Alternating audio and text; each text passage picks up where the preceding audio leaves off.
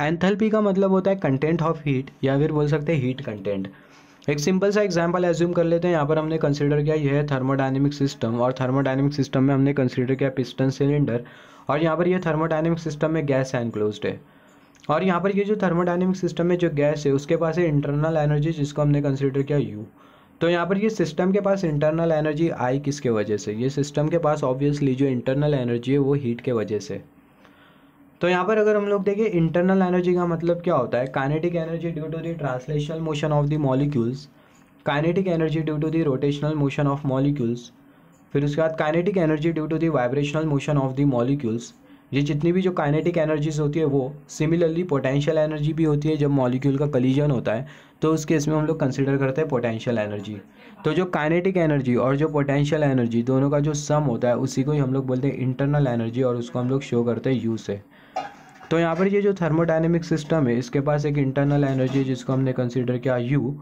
तो यहाँ पर अगर हम लोग देखें ये जो थर्मोडायनेमिक सिस्टम है वो ये वाले स्टेट में आने के लिए कितनी हीट एनर्जी एक्वायर किया है, उसी को हम लोग बोलते हैं हीट कंटेंट, या फिर बोल सकते हैं कंटेंट ऑफ हीट। तो अगर ये थर्मोडायनेमिक सिस्टम मान लेते हैं, जो थर्मोडायनेमिक सिस्टम है वो ये वाले स्टेट में आने के लिए क्यों हीट एक्वायर किया है। तो क्वेश्चन ये होता है कि थर्मोडायनेमिक सिस्टम क्या ये वाले स्टेट में आने के लिए क्यू हीट ही एक्वायर किया है, या फिर क्यू हीट से ज़्यादा एक्वायर किया है, या फिर क्यू हीट से कम एक्वायर किया है, इसके बारे में भी हम लोग डिस्कस करते हैं।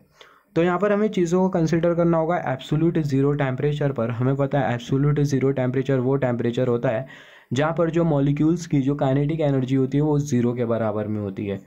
एब्सोल्यूट ज़ीरो टेम्परेचर को हम लोग बोलते हैं ज़ीरो केल्विन। ज़ीरो केल्विन में जो मॉलिक्यूल्स की जो काइनेटिक एनर्जी होती है वो ज़ीरो होती है, आई मीन जो एटम्स की जो काइनेटिक एनर्जी होती है वो ज़ीरो होती है। तो यहाँ पर अगर हम लोग देखें, अगर हम लोग रूम टेम्परेचर कंसीडर करें तो उस केस में जो मॉलिक्यूल्स की जो काइनेटिक एनर्जी होती है वो ज़ीरो नहीं होती, मगर एक एब्सोल्यूट ज़ीरो टेम्परेचर ऐसा टेम्परेचर होता है जहाँ पर मॉलिक्यूल्स की काइनेटिक एनर्जी ज़ीरो होती है। तो यहाँ पर हमने कंसीडर किया यह है थर्मोडायनेमिक सिस्टम जहाँ पर जो मॉलिक्यूल्स की जो काइनेटिक एनर्जी है वो है ज़ीरो। अगर मॉलिक्यूल्स की काइनेटिक एनर्जी अगर ज़ीरो होती है ना, तो उस केस में सारे के सारे मॉलिक्यूल्स एक छोटे से वॉल्यूम में कंसनट्रेटेड हो गए, और वो जो वॉल्यूम का जो मैग्नीट्यूड होगा वो इनफाइनाइटेसिमल स्मॉल होगा। तो हमने यहाँ पर ये थर्मोडायनेमिक सिस्टम का स्टेट कंसिडर किया जहाँ पर जो टेम्परेचर है वो है ज़ीरो केल्विन, जिसके वजह से सारे के सारे जो मॉलिक्यूल्स है वो एक छोटे से जगह में कंसनट्रेटेड है, और वो जो छोटे से स्पेस का जो वॉल्यूम है वो इनफाइनाइटेसिमल स्मॉल है। तो जो वॉल्यूम होगा मॉलिक्यूल का वो बहुत कम होगा, and hence no energies that is kinetic energy and potential energy at zero kelvin.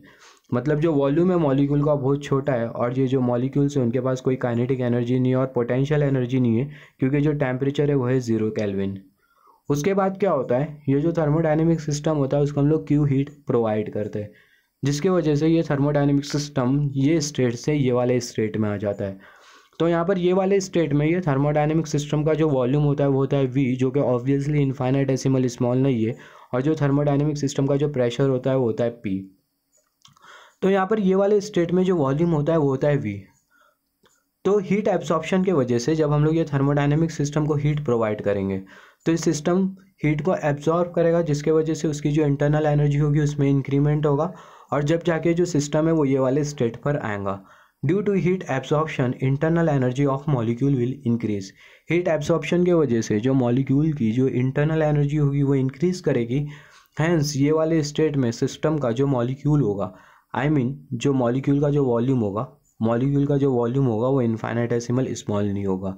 तो इन शॉर्ट यहाँ से यहाँ तक के वॉल्यूम में एक्सपेंशन हो रहा है, मॉलिक्यूल का जो वॉल्यूम है उसका एक्सपेंशन हो रहा है ये वाले स्टेट से ये वाले स्टेट तक। तो यहाँ पर ये जो मॉलिक्यूल का जो एक्सपेंशन हो रहा है, मॉलिक्यूल के वॉल्यूम में जो एक्सपेंशन हो रहा है यहाँ से यहाँ तक, क्या वो एक्सपेंशन के लिए हीट एनर्जी लगी होगी?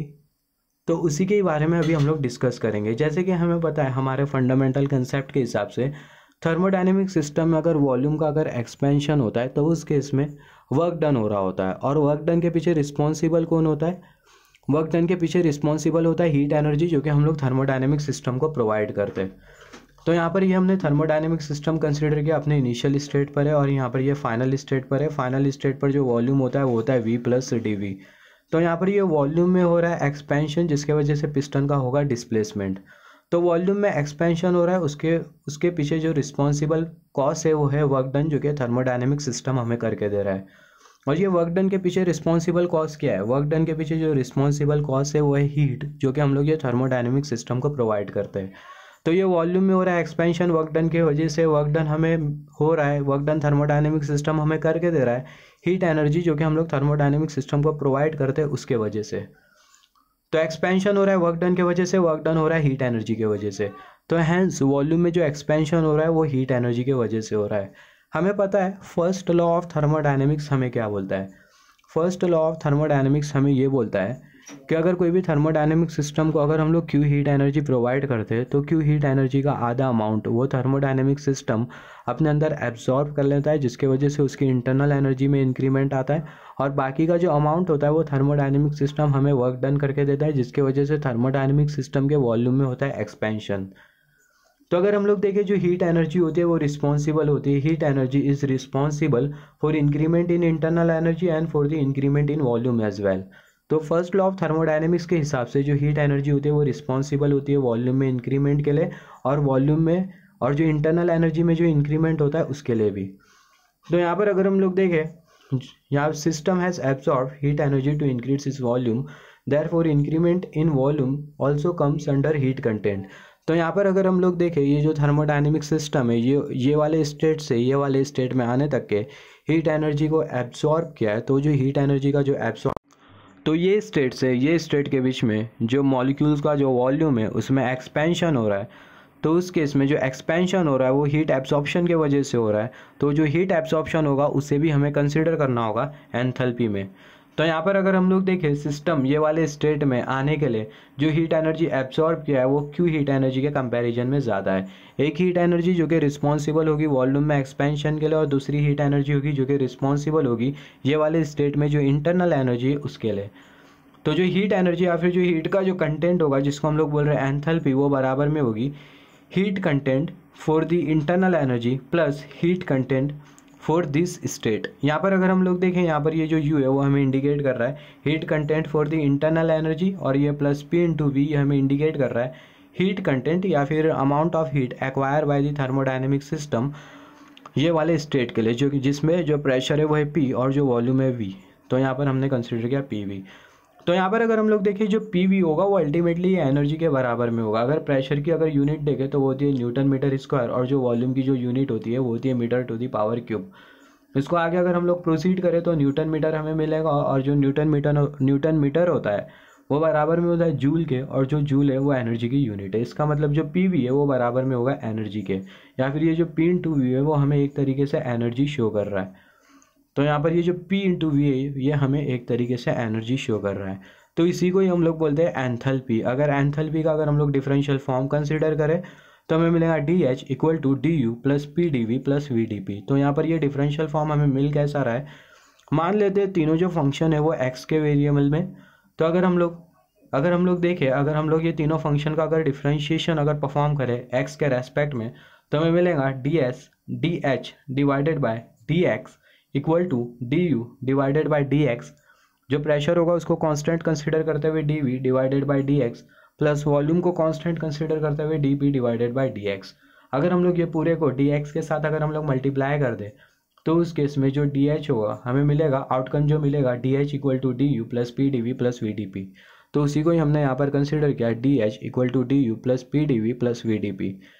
यहाँ पर ये DU प्लस PdV ये क्या होगा, ये बराबर में होगा डेल्टा क्यू के। उसका रीज़न अगर हम लोग देखें यहाँ पर हमने कंसीडर किया था एक एग्जाम्पल, यहाँ पर ये जो थर्मोडायनेमिक सिस्टम है इसको हमने क्यू हीट प्रोवाइड किया, जिसके वजह से होता क्या है ये थर्मोडायनेमिक सिस्टम हीट का आधा अमाउंट अपने अंदर एब्जॉर्ब कर लेता है, जिसकी वजह से उसकी इंटरनल एनर्जी में इंक्रीमेंट होता है, और बाकी का जो अमाउंट होता है ये थर्मोडायनेमिक सिस्टम उसका वर्क डन करके दे देता है।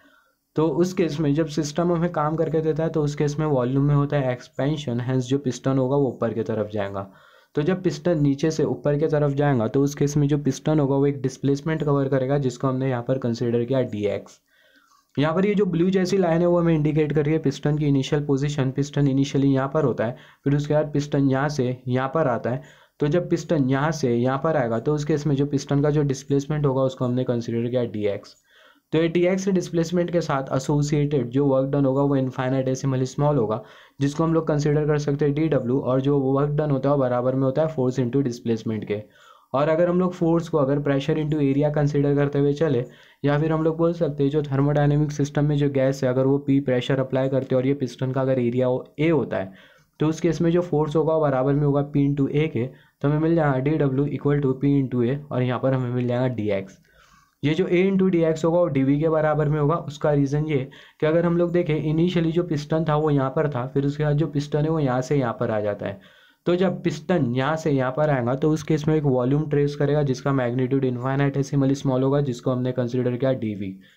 तो ये जो डी एक्स डिस्प्लेसमेंट है पिस्टन का, और जो पिस्टन का जो क्रॉस सेक्शनल एरिया होगा जो कि होगा ए, दोनों का अगर हम लोग मल्टीप्लाई करें तो हमें मिल जाएगा ए इंटू डी एक्स, और वो जो ए इंटू डी एक्स होगा वो बराबर में होगा ये डी वी वॉल्यूम के, जो कि पिस्टन ट्रेस करेगा यहाँ से जब वो यहाँ पर आएगा। तो ये जो ए इंटू डी एक्स होगा वो बराबर में होगा डी वी के।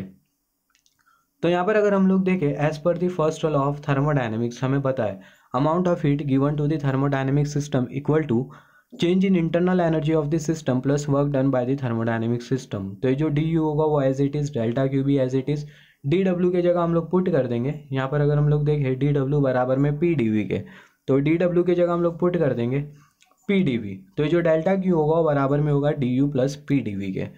तो यहाँ पर अगर हम लोग देखें यहाँ पर ये जो D U plus P D V इसके जगह हम लोग कंसिडर करेंगे डेल्टा क्यू, तो हमें मिलेगा D H equal to delta Q plus V D P. तो यहाँ पर अगर हम लोग देखें ये फॉर्म होता है डिफरेंशियल फॉर्म एंथैल्पी का। अगर हम लोग एंथैल्पी को अगर हम लोग आइसोबारिक प्रोसेस में कंसिडर करें तो हमें पता है आइसोबारिक प्रोसेस में जो प्रेशर होता है वो होता है कांस्टेंट। तो उस केस में जो पी होगा इसको हम लोग कांस्टेंट कंसिडर करते हुए चले तो वी डी पी इसको हम लोग हटा देंगे इक्वेशन से, तो हमें मिल जाएगा D H equal to delta Q. तो अगर हम लोग एक प्रोसेस कंसिडर करें जिसमें जो सिस्टम की इनिशियल एंथैल्पी है वो है ज़ीरो, और फाइनल स्टेट पर जो एंथैल्पी होती है वो होती है एच, और इनिशियल स्टेट पर जो एंथैल्पी होती है उसको हमने कंसिडर किया एच आई, और तभी हीट कंटेंट होता है वो होता है ज़ीरो। फाइनल स्टेट पे जो एंथैल्पी होती है उस केस में जो हीट कंटेंट होता है, मतलब जो हीट होती है वो होती है क्यू। आई मीन यहाँ पर हमने कंसिडर किया ये है सिस्टम, ये सिस्टम की इनिशियल एंथैल्पी है, और यहाँ पर ये है सिस्टम की फाइनल एंथैल्पी। और जब सिस्टम की इनिशियल एंथैल्पी होती है तो उस केस में हीट एक्वायर होता है ज़ीरो, और फाइनल स्टेट पर जो एंथैल्पी होती है उस केस में हीट एक्वायर होता है क्यू। तो अगर हम लोग total change in enthalpy consider करें यहाँ से यहाँ तक के, तो उस केस में जो डी एच और जो डेल्टा क्यू होगा दोनों को हम लोग इंटीग्रेट कर देंगे, तो हमें मिल जाएगा integration of D H equal to integration of delta Q. तो जब इनिशियल एंथैल्पी होती है तो उस केस में हीट एक्वायर होता है ज़ीरो, और जब फाइनल स्टेट में एंथैल्पी होती है एच एफ तो उस केस में हीट एक्वायर होता है क्यू। तो उस केस में अगर हम लोग देखें इसको अगर हम लोग आगे सॉल्व करें तो हमें मिल जाएगा final enthalpy minus initial enthalpy equal to Q. इसको हम लोग ऐसा भी लिख सकते हैं change in enthalpy equal to Q. तो यहाँ पर हमें मिल जाता है आइसोबारिक प्रोसेस के लिए एंथैल्पी में जो चेंज होता है वो। तो एंथैल्पी का मतलब क्या होता है? एंथैल्पी का मतलब एक थर्मोडायनेमिक सिस्टम एक पर्टिकुलर स्टेट पे आने के लिए कितनी हीट